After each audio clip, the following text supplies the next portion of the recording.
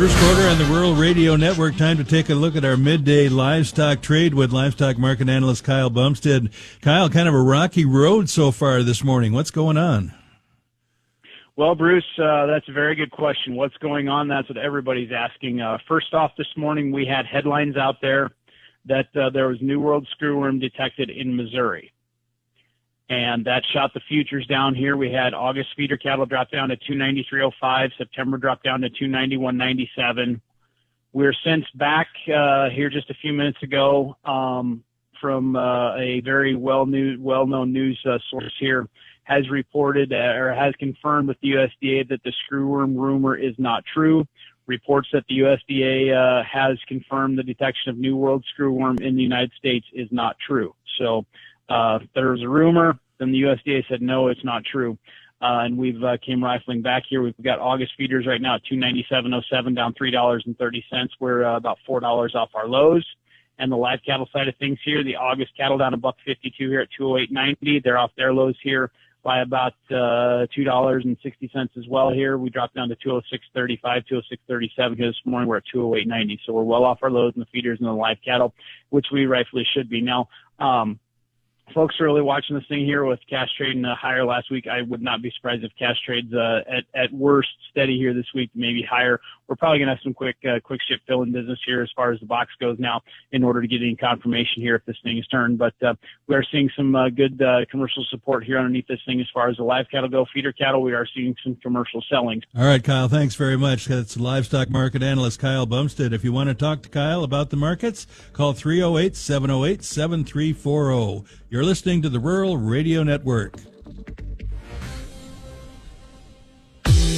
In this Building Nebraska Minute, we're featuring Josh Holmquist of Normal Roasting Company in Burwell, who joined us on the Building Nebraska podcast. While selling both wholesale and retail coffee, Holmquist takes pride in being able to help other coffee enthusiasts and shop owners. I am the only coffee technician between Lincoln and Denver, so there's just a ton of country out here that's not being very well supported.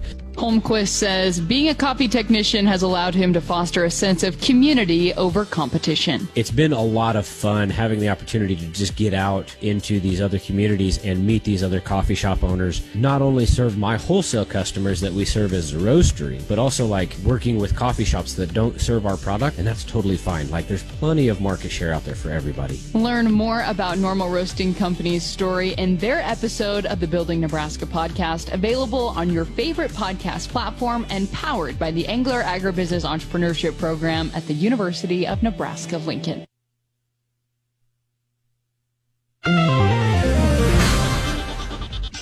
This is a market update. I'm Bruce Gorder on the Rural Radio Network. U.S. wheat futures are under pressure to begin the week as last week's rally on weather worries are finding sellers like so many rallies in the past.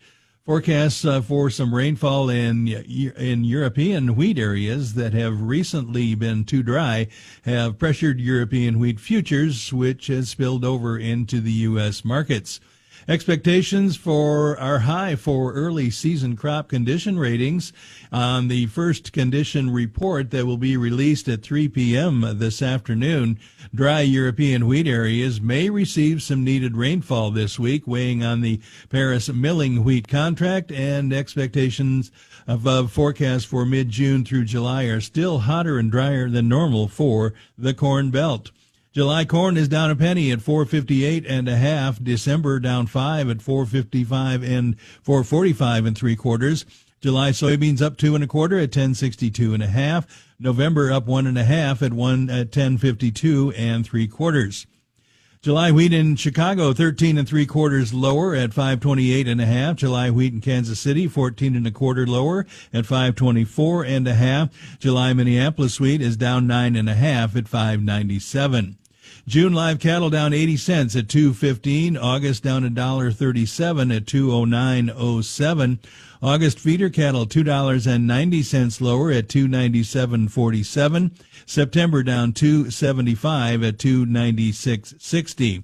June lean hogs up 50 cents at 98.80. July up 42 at 101.97.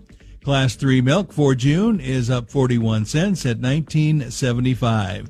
You're listening to the Rural Radio Network.